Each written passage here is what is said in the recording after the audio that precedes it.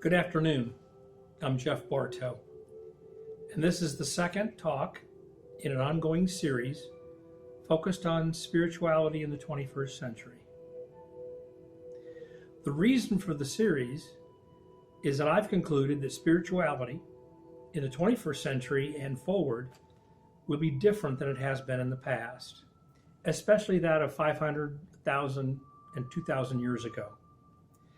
The key reason is that we are no longer in the Piscean age. We are now in the Aquarian age, which began in the early 1600s with the rise of science. And even though we have another 1,800 years to fully embrace what the Aquarian age is, we're ready to communicate about it because we're in the Gemini subphase. So, the first talk I gave was, are you ready for spiritual growth? Well, obviously, the second talk needs to be about what is and why accelerated growth through the spiritual path. So this talk is going to cover the difference between the evolutionary path and the accelerated growth spiritual path. So let's begin with evolution. Something we've all been taught in school. And typically, if you're like me, in the 20th century, I was taught that the primary theory is that of Darwin, or Darwinian theory of evolution, in which life has progressed from its earliest phases in the ocean as fish,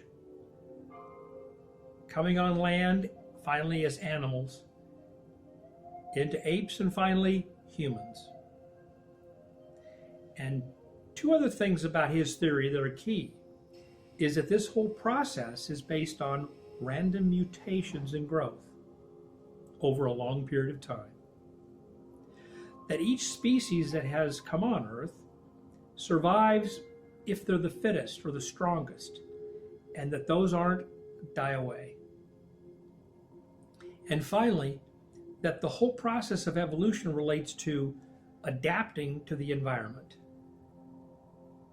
Now, when he defined this and documented in 1859, there was a lot of controversy, mainly because fossil records didn't support the theory. Darwin's comment to this was, fossil records are inadequate, and therefore he proposed it as a scientific theory. It became accepted, his version, and has been taught pretty much ever since.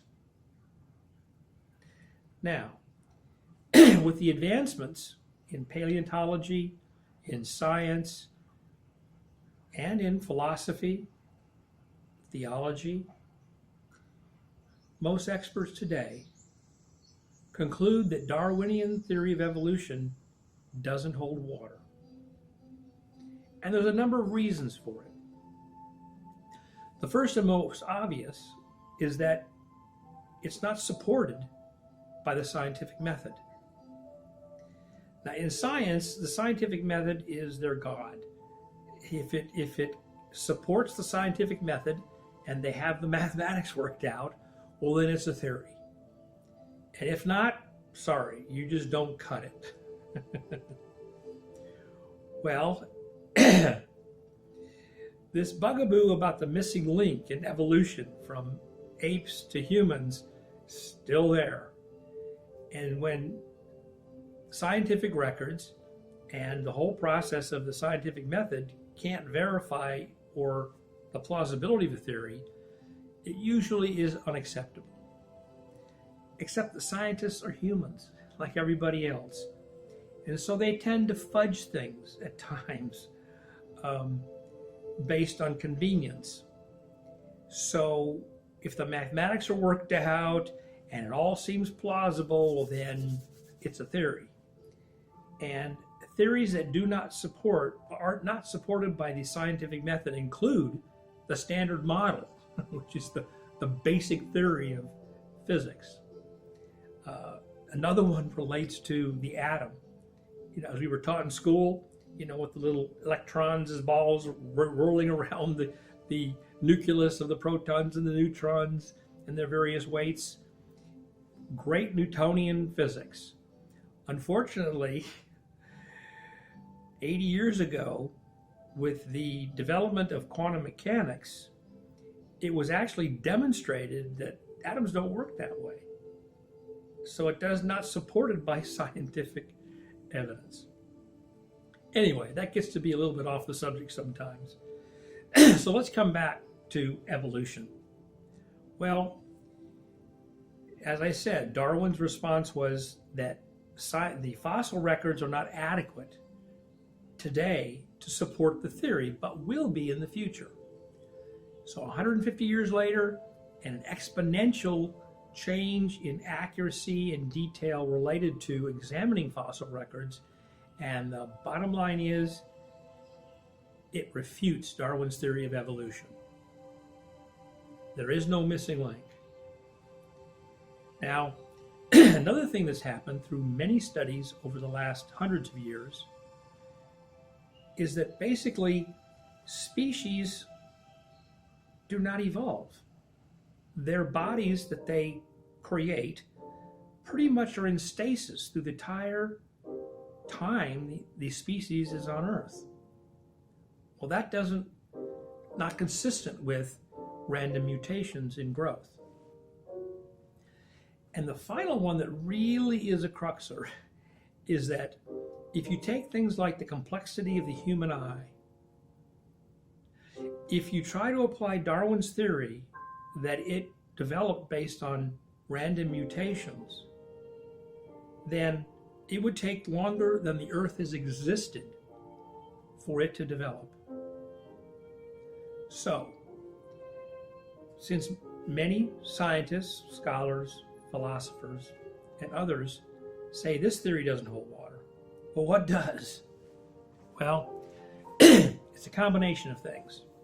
First, Ilya Prigogine, who studied systems in physics, basically concluded that far from equilibrium systems, including life, evolve spontaneously. Second, Rupert Sheldrake, a current biologist, has developed a theory of morphogenetic fields, which include motor fields, which basically control and influence all life within a species. And that these non-physical fields, that's the key, non-physical, are what create the possibility of the repetition of forms throughout a species, that habits learned by one part of a species in maybe one continent are transmitted throughout the entire species, such that the descendants of the same species in Asia demonstrate that new learned habit without any physical contact with the part of the species that actually created it. And finally, that these morphogenic and motor fields are the driving force related to adapting to environment, learning from it, to maintain the species.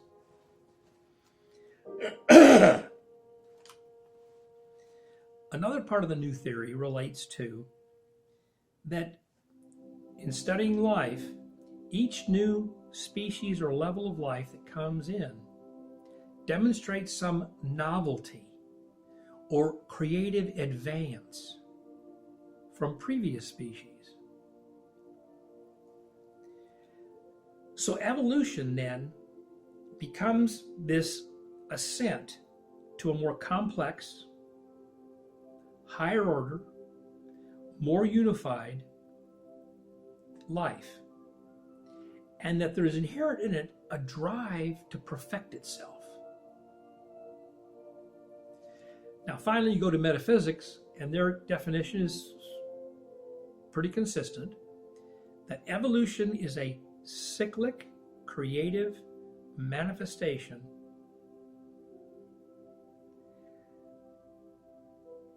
that integrates the duality of spirit and matter. So what are the results of these new theories? Well, number one is that evolution is a progressive cyclic process. That evolution is also a slow advancement of life. And this is kind of a biggie, is that it's consciousness that evolves, not the bodies that are formed.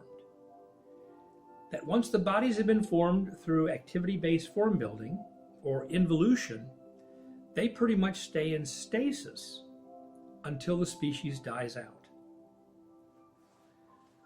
Now, with this new, better definition of evolution, how does advanced spiritual growth on the spiritual path differ from this?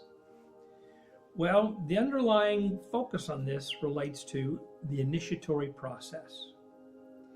And it came into being a long time in the past when the door from the animal kingdom to the human kingdom was closed, so that animals could no longer transmigrate into the human kingdom.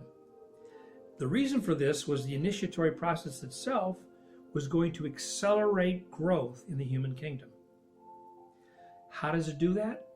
Well, it does it through energy impacts, which then create points of tension or crisis that lead to a basically forced growth. Second, that the successive integrations of those energy impacts consequently creates expansions of consciousness. Now, in order for this process to work, they need to utilize help from outside. So higher level beings and evolutions, kingdoms of nature is what they call them in metaphysics, were elicited to help this whole process move forward by creating a series of endless transformations that would catapult human growth. And I'm saying that purposely because are you getting the idea that this is about accelerated, fast-paced? As one of my colleagues concisely said in his book related to evolution, it is a direct and potent energy education and higher faculty development in humans that characterizes the initiatory process rather than the normal evolutionary process. Now, energy education, that's fairly straightforward. Everything's made of energy. So energy education would be learning about more intense levels of energy or higher levels of energy or more spiritualized levels of energy. Higher faculty development in humans is kind of a term I don't think you've heard. Well, traditional archaic theory is that we have 5 senses. Actually, in the personality ego alone, we have a total of 19. If you include the instinctual level, emotional, imaginative, and mental. And beyond that, we have 15 potential senses, faculties, or powers that we can develop in the spiritual planes. So part of this is stimulating the development of higher faculties to allow us to transition into higher levels of energy. So, what's the spiritual path? Well, it is the structured step-by-step guide in implementing the initiatory process. Now, over a long time, there have been various venues or ways to pursue advanced growth through the spiritual path in past and current theologies and philosophies throughout not only the Piscean Age, but even before it. Some examples include the Eightfold Noble Path in Buddhism, the Integral Way in Eastern mysticism, the life of the living Christ in Western theology.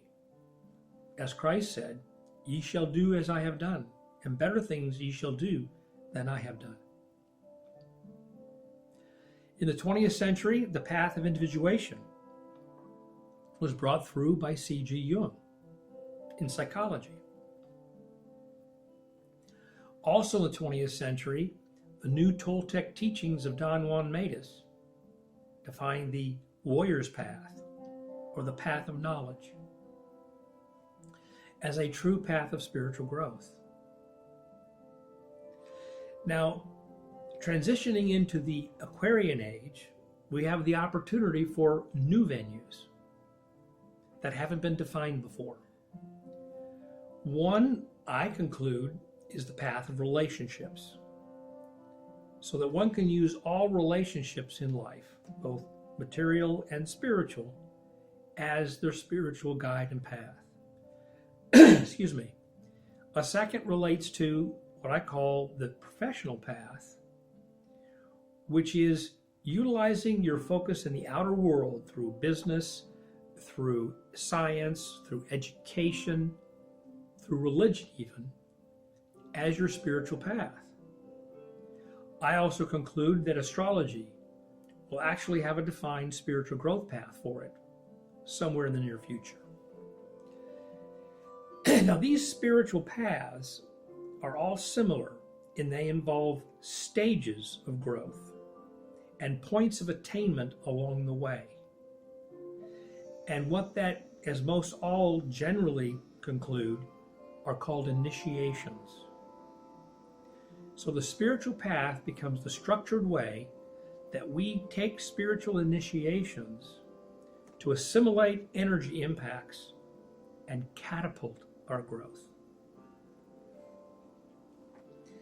Now, along this spiritual path, we also have the availability for a lot of help. And boy, do we need it. Because the spiritual path is like climbing Mount Everest. And you wouldn't think about doing that by yourself or alone. So we have a lot of help available, but it doesn't have to be the help the way the Piscean path or age defined it, of the guru master teacher who takes on the karma of the student or disciple and then bootstraps them up. I call it mentoring. And mentoring is providing outside expertise at the right times at the difficult places along the path by some of those beings who are actually here to help with the initiatory process. So what are the results of this? Well, the first one is growth is accelerated to the speed of light rather than the snail's pace of evolution. Let me tell you what I mean from that.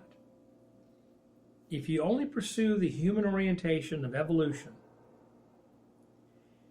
your growth process is going to take you hundreds of embodiments of re-embodying here to get to a place where you can graduate from this classroom. That means you're going to be here for about 5,000 to 10,000 years re-embodying. Now, if you pursue or you choose the spiritual path, you can accomplish this whole school and graduate within 7 embodiments over a few hundred years. And if you've already been on the path before, or your soul's been on the path in previous lives, and you've taken some initiations already, if this is a critical embodiment, you could literally do it in 1 embodiment and move on from what I called in the first lecture, this place of purgatory. Second, this process of accelerated growth through energy impacts reveals higher and higher levels of divine reality. Now, I called it true reality in the first talk when I talked about the difference between, a reality at a spiritual level versus our materialistic orientation to the outer world. reality. So this process is going to reveal these higher and higher levels of reality to us, which are fantastic. The other thing that it provides is an ascent into higher and broader planes of being, and not just experiences here and there, but literally the movement of our center of consciousness to a higher level of being, that we can then operate from that level even while we're still here on earth. And finally, and this of course is the biggie, is that the law of birth and death on this planet is transcended. So that literally you can stop the rebirth process and move on. So, to recap, you've basically got a choice. Evolutionary growth, which is growth in consciousness and not growth in the bodies. That is a very slow process of ascent. Or you have accelerated growth through the spiritual path, in which you can move forward at exponential speeds. My choice was to pick the spiritual path because, as I said in the first talk, I was tired of living here in this purgatory. Now, from here we get into the details of what it takes to pursue spiritual growth. The next talk is going to be entitled, Our Outer Truth is Our Truth. I'm sorry. Our outer reality is our truth. And what that really means is that regardless of the way you internally think you're oriented as far as values and principles and the way you operate, that the way you live life in the outer world is really your truth. On the spiritual path, you really have to examine that. That's going to be the subject of our next talk. Now, if you have any comments or questions, don't hesitate to use the comments below in YouTube, or you can go to our website, livingspiritcommunity.net, and basically email us, and we will respond. So until then, go with peace and joy.